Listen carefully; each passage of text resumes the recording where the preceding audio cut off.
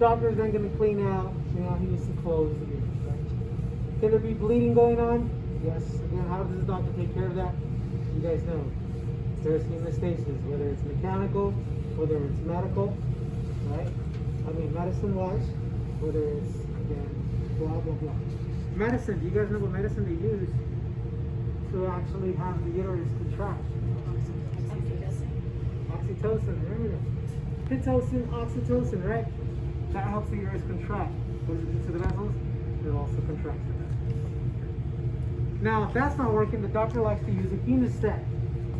The hemostat is not found in your basic cath. It's called a Pennington. Have you guys ever heard of a Pennington or seen a Pennington? The Pennington looks and has a triangle shape, a reverse triangle. Okay? The reverse triangle, I think it's on one of the basic instrumentation. It is a hemostat, but we're going to use it on the uterus. We don't use peons, or we don't use anything on the uterus because the peon is going to do what? Crush. Destroy it. And this tissue is going back inside. We don't need to destroy it. So how does the Pennington not crush? Okay? The Pennington also has a hole like the Babcock on the inside. So that it crushes outside, but it leaves vascularity on the inside. So as soon as it goes, the blood goes ahead and reinserts itself, recreating that. Okay? So Penningtons are usually the instrument they like to use. So hold on. Next, after that, they might use Alice's, they might use all these other things to kind of hold on. Some doctors will use sutures. Remember those pop-offs that we talked about during vaginal hysterectomy? How you use it one, pop it off, use another, pop it off, use another. He's probably going to use the same for a C-section. Go into that uterine cavity, pop it off that cavity, and use those to temporarily hold on to those so hemostasis while he continues to do other stuff. And once you're ready, all you do is pass those through, pass those through, pass those through, and close the uterus. What kind of needles do we use on the inside of the body? Always current. What? So smart. You got three types of needle and needle points. Taper, cutting, and blunt. Out of those three, which ones do we use on the body inside? Almost always. Blunt. No. Taper. Say this again and again. Taper needles are used on the inside of the body. Cutting are used on the skin. Okay, remember that? And blunt, if you guys haven't read, because you should have read this, the last chapters, are used on things like liver and highly vascular areas. Okay, or where there's already a hole. Okay? So again, that's the way you use those needles, guys. The only time you're going to use a cutting needle on the inside is if you know for sure there's fascia, a ligament, a tendon, or bone. Anytime, it's going to be for the outer surfaces like the skin and stuff. Make sense? Okay, so always use a taper needle on the inside. Right? Yeah. Huh? Oh, Pennington. She's got a picture of the Pennington, guys. So you might not use it, but from what I've seen there inside your C-section. That's the only other instrument that might be in here, guys. Is the Pennington, possibly a Carmel, possibly some other instruments for your C-section. Oh, of course that bladder blade to talk about. Alright, and again, once the doctor starts closing the cavity, what must we do? Bless you. Bless you. Doctor's closing the cavity, what must we do? Count. Closing count, right? Most surgeries take 3 counts. The initial, the closing, and then the final count. Why do we have a 4th one for a C-section? Because baby. Not just a baby. Oh, inside the cavity. Inside the uterus, the cavity.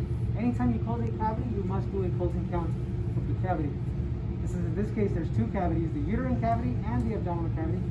You must do 2 counts for each. One to start off with your nurse, like you guys do here. One when you start closing the uterus, the other when you start closing the abdominal cavity, and then your final count to close the surgery. Make sense? That's usually for C-sections, almost always. Can you do it for other cases? Yeah, especially if you're working inside the stomach, right? Especially if you're working in another cavity for some reason. Definitely. Every time you close a cavity, you want to do that. Again, middle, 4th count. Okay? Alright guys, and on top of that, you might have certain things like suctions for the baby. Yes, there's literally a plunger you put on the baby, apply suction to it and pull the baby out. Okay. We also have some big pliers that look like salad tongs. They're the Simpson kind of clamps. They're not clamps to where they're ratcheted up. A little tighter? No. They're kind of like salad tongs you place around the baby to pull the baby out. Okay, so there's a lot of things that you guys might encounter, but are rarely used anymore. Other things about the C-section, again, just be ready to count. Closures the same, guys. Vitals. Nowadays, I've seen doctors use monochrome all the way. Literally. I still say monochrome. But why do you think doctors, let me scratch your brains a little, this way you tell them. Why do you think doctors will use monochromes now, all the way from bottom to top? Prevent infection? Very good. Prevent infection. Again, what we said the uterus is. Pretty. Some doctors have switched the way they close to monochrome all the way. Only because, PDS, or monochrome. PDS is stronger than monochrome. Okay, but if they know the patient is one of those patients that follow through with don't go out and run 2 miles, or it's the patient that don't go out and run 2 miles, okay, but can I go to the gym? No, it's the same thing. Okay, but can I do sit-ups? No. Okay, you're getting PDS. Definitely getting PDS. So if they're using nothing but monochrome, does that require more suturing? Yes. Very good. Anytime you do something monofilament, it requires you to tie and apply more suture. And we'll talk about interrupted versus continuous also a little bit down the road. Okay. So is the C-section a lot more? Yes, but no. At the same time, guys, can you get into the C-section room? You can do this. You can do this. You might overdo it. Your L&D tech's gonna come in and be like, you don't need this, you don't need that, you need that, you need that. You forgot to put this. Okay, you're good. Go ahead, you can do this by yourself. Wait, no. Remember, it's my first day here. Hey, you got it, you're good. Don't be surprised how good you guys will be. Trust me. Okay. Remember, the doctor is right there. He is doing the surgery, not you. Okay? If you make a mistake, he's gonna get irritated. He might yell. But he also has somewhat of an understanding that you're a student. Somewhat. Trust me, I'm gonna rip you a new one, right? Everything right. Yeah. Once they know you're students, I've had some of my students yell at me. I'm sorry, sir. Yeah, I'm trying to learn this. What do you mean trying to learn this? I'm a student. Oh, okay. No, you're doing it. I thought you were an employee. So no, actually, wow, good job. You did it really good. It's like, okay, did they just say that? No, they actually meant it because they were like, oh, I thought you were on another level, which now you're above the level that you're at, but you're not at the point. Okay, let me shut up. So, trust me, they'll do that, guys. Yeah. Please, guys. You know, even when it's like I have some students saying, I couldn't. The doctor was busy before, so when do you have his full attention? Hello, sir. My name is blah, I'm a student. Should you go say, what? What'd you say? No! Oh God! We're all gonna die. Like- Do they not know that there's going to be students in there when they go in? Sometimes they do, sometimes they don't. Like they Remember, get- like- again, it's the facility that you guys are going to should know you're there. The facility that knows that you're going there. The doctors just go to perform. The doctors know this is a teaching environment. The doctors know that they work at a teaching environment. They sometimes don't know they have medical students that are going to scrub in with them. But they're aware that there's going to be some doctors will ask, no students, please. And the facility is going to do yes. Even though they can literally say, we're sorry, but this is a teaching facility, we're at least going to have a student in there observing. Okay. But I'll go so much as to fight for you guys. I have, just like I fought for these guys. I will show up and I'll make sure they understand that we at least need to have some students. But I'm also not going to step on toes because down the road, it can turn into something worse, right? So is there a chance that we could get accidentally rushed into a trauma like the other student you told us about? Yeah, there's a chance. There's always a chance, guys. Always a chance. Now, trust me, the students that they pulled, they thought they were an employee because of how good he was. Okay? I mean, if they're going down the road and they see... No, again, there's a chance you might get pulled in. There's a chance they might say, oh yeah, I don't know what they're doing. Come on, let's go over here. Hey, what do you mean? Just you do a case. Where's my What are preceptor? you doing? What case am I doing? Oh, you're doing a tonsillectomy. Okay, you get there and it's like,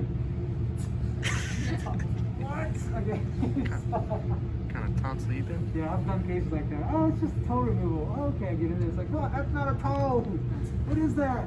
We're removing it. Amputation. I don't think, yeah, the last time came in here, they have to go home, so they just gave you a minor trait. What? So again, guys, pay attention, just like I told you guys, to the anatomy, to what you're actually doing, okay? So you can start bringing out the instruments as best as you can. I don't want you guys to come out of here perfect. I want you guys to at least have an idea to know that maybe at one point I should know these instruments. Especially if you want to do OBGYN, neuro, orthopedics, general surgery, whatever it takes, whatever you guys want to do, this is where you need to prefer the knowing of the instrument. On that note, when you guys do count my lap major trays now, count them on their own and let the nurse correct you now. We've been working with the nurse calls it out and you identify it. Now you count what you have and let your nurse say correct or not. Okay? Because you guys should be at the point where you guys identify. Because guess what? Next week you guys got a test on your chains. On these, okay? Other things here, and I know I have the DNC. Again, once again, guys, DNC. Know the difference between a DNC and a DNC setup. There's a DNC procedure, and then there's a DNC setup. Okay? Again, the DNC procedure is to do dilation and curettage. And I kind of fixed it again because they started adding more than one curet there. They started adding the acorn manipulator.